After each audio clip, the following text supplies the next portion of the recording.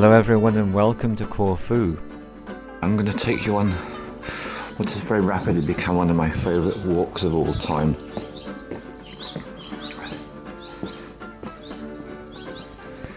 It starts with the sounds and the sights of the swallows.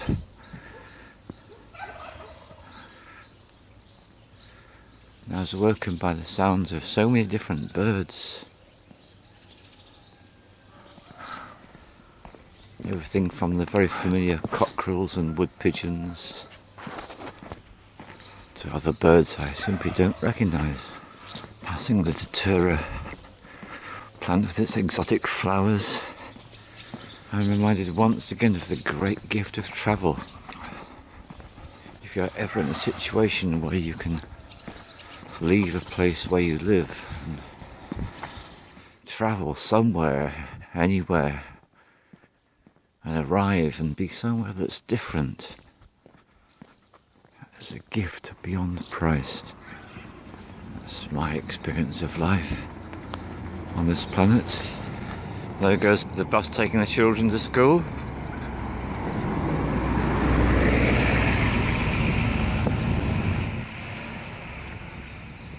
The reason I tend to visit countries is because I'm invited to do so, and this one is no exception. So my friend Rachel suggested I come and visit Corfu to investigate the possibility of hosting retreats out here. And there's no question that Corfu is an utterly beautiful island just off the coast of Greece, and it's a really wonderful setting for hosting retreats in many ways. However, the place I went to investigate didn't have everything that we require. We have to be very particular about what we have for retreats. But what I did have a feeling about this is a place I would like to come back to, definitely. And it could be possible to organise something in the future. So this is a shop which is very significant, because this is where I met Yanis. And Yanis really is an example of what I call the Corfu spirit, which I'll speak about a little bit later.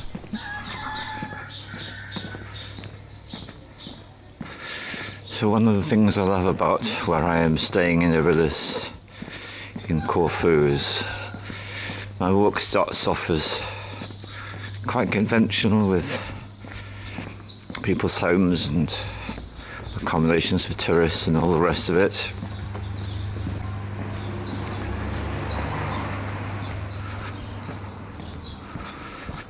And here on the right is a building for sale, looking quite derelict now. What I noticed about Abydos, which is where I'm staying on the west coast, northwest, is the sense of heart energy here, and it's so obvious and palpable in terms of the people and the way they are with each other, and also with regard to the profusion of plants that grow, and even down to cats, which often in southern European countries are not well treated. I got the feeling here that the cats were well looked after. It was all over a feeling of heart energy in this place. Very lovely to experience. There's a little grove of bamboo.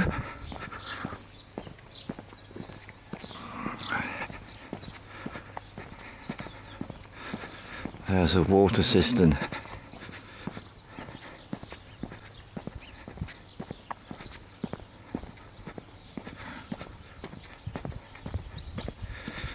And this hedge is filled with honeysuckle blooms. And I guess it's inevitable that I should be so interested in plants. After all, I'm a shaman and I work with plants. And this for me is the great treat about being in Corfu, is that the energy of the land and the climate. It's a lovely warm climate, beautiful warm weather in early May. Absolutely delicious to experience. And what I just love is the profusion of plant life and also the flowers. There's such a diversity of flowers, as you can see on the images I'm showing you. And that's something that really is a great enjoyment for me, to be around a lot of plants. So they're obviously very happy because they've got plenty of sunlight, they've got enough water, and they just want to grow. And this is what plants do, they just want to grow. And something that some people find a little bit controversial, I have a very strong feeling plants do want to be eaten. That's part of the existence of a plant, is to grow and to be picked by people and to be consumed, and then to go through that process of reincarnation to human flesh, which I've spoken about in another film. So I'm totally loving the plants here. This is my big treat about being in Corfu, with no question. Here's a row of buildings which are like a cross between a greenhouse and a polytunnel. And I noticed just growing wild are artichoke plants.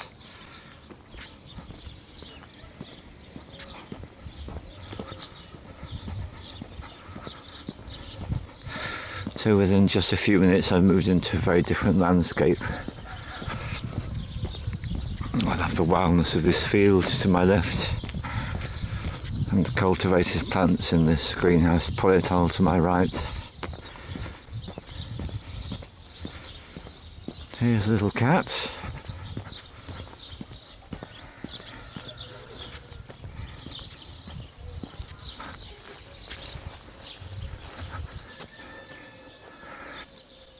I love the mixture of blackberries and huge cacti.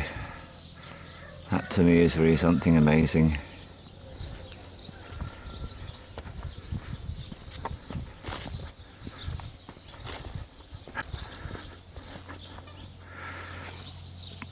And this is a field full of chickens and turkeys.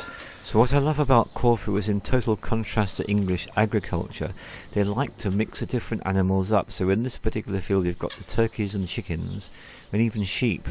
And the idea of having these animals actually living together harmoniously feels really good, and I would wish that other agricultural practices would take this on. Obviously getting on very well together indeed.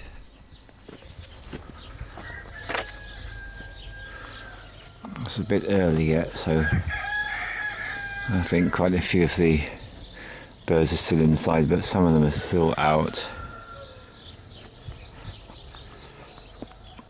And there's a vine.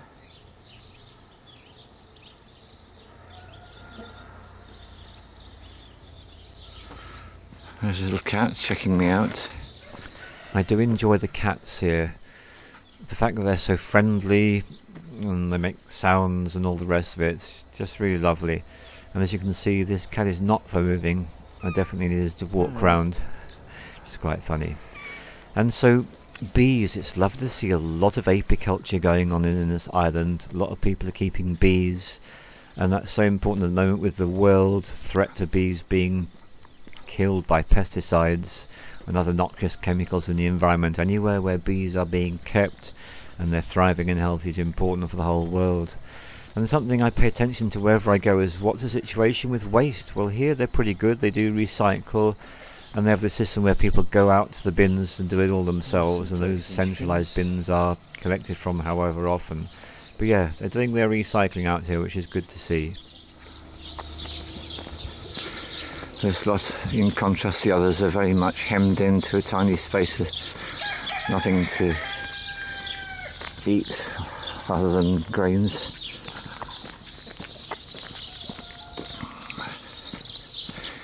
I just love this derelict building as well. In fact, it's so near to those buildings people are living in and staying in for their holidays. Something else I enjoy is just observing the different buildings that they have here. Everything from like tourist hotel to broken down building that is just disintegrating, to a derelict building, to people living in incredibly traditional homes, very old and very small, massive houses which presumably let out to tourists. I notice and enjoy the different kind of buildings, lots of different architectural styles, and they make use of a lot of colour on the buildings. They're mostly painted interesting colours, which just makes the place have a good feel to it, really. Yeah.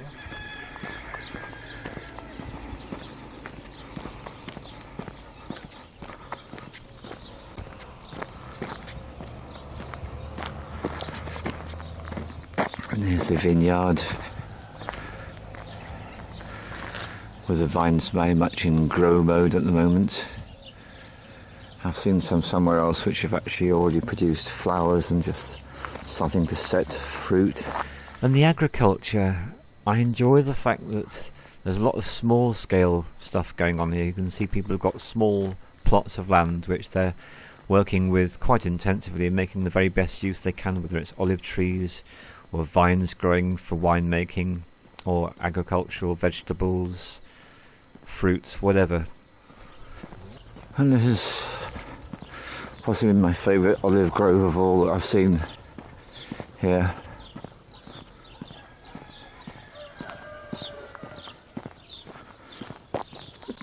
I love the way the plants beneath the trees are able to just grow as wild as they like, as big as they like, without being disturbed in any way.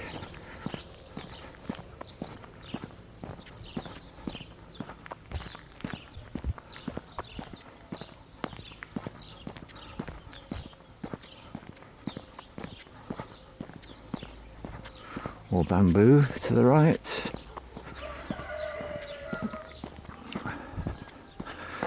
And the grasses in this field to the left look very much like a derivative of oats.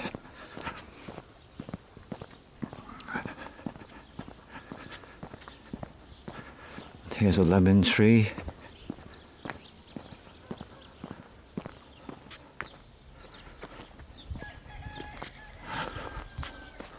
I love this site. It's in front of the house there. There's a small field full of artichoke plants. Simple constructed polytunnel.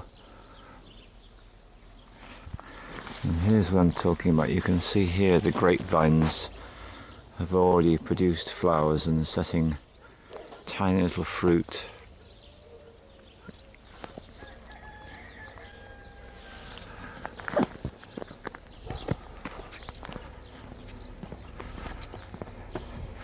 The combination of these flowers and the cacti, very, very beautiful.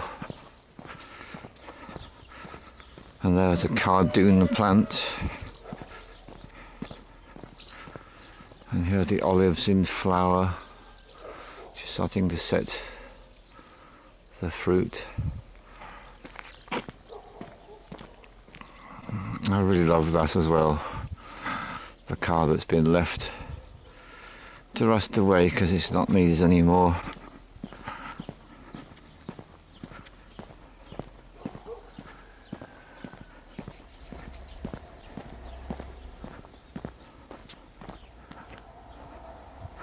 More honeysuckle with a different colour.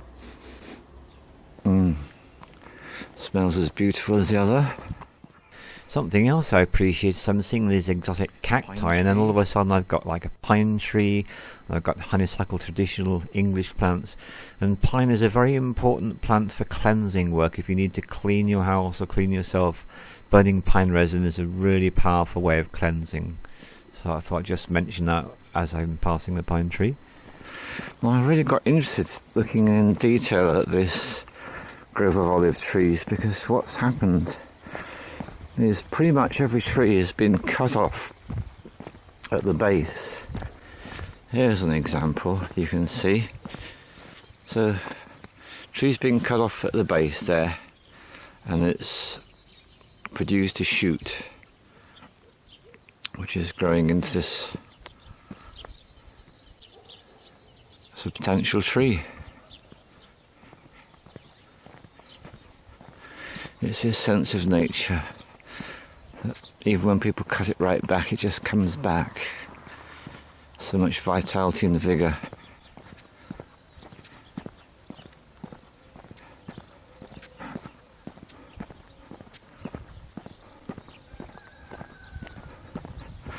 There's a field with wild artichokes growing in it. To me, an artichoke plant is something special and a luxury. It just grows wild. I think that's amazing. Something really good to do when you go to a place like Corfu is to hire a scooter. If it's just for a few days, it's a way that you can get about so easily, it extends your reach. And because you're out in the open air with a scooter, you get that lovely feeling of just being in a warm country, the wind blowing across you. So great gratitude for the man Speiros who provided me with a scooter. And other than that, it's just to say that should you choose to want to come to a place, palms. get away from it all, have a lovely experience, gentle, heart-opening space, I thoroughly recommend Corfu. Because this is definitely a distinguishing quality of shamans. This great love we have of all plants. Just their form, their shape, their colours, the aromas, overall sense of beauty. So here we have a fig tree.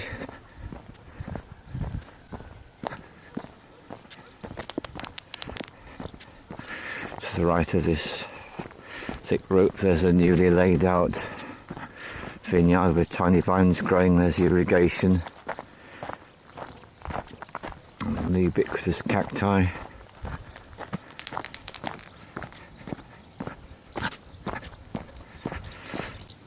And I forgot to mention it, but the stone I'm walking on is basically limestone. It's that wonderful white stone, and it tells me that wherever springs are to be found, the water is going to be of the very purest quality. It's going to taste delicious. It's going to be definitely slightly alkaline, which is so good for the body. And I just love this vine growing here as well, and the support. It really attracts my attention, as do these flowers.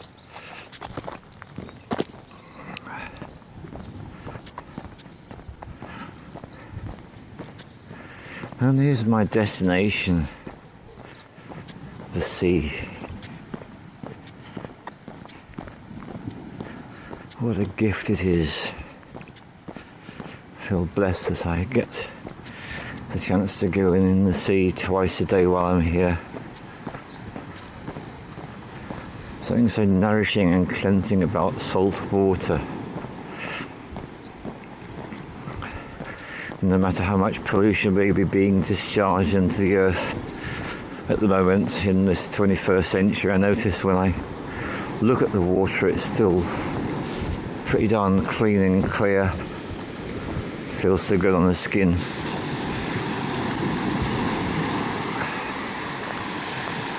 Sort of healing in that ocean.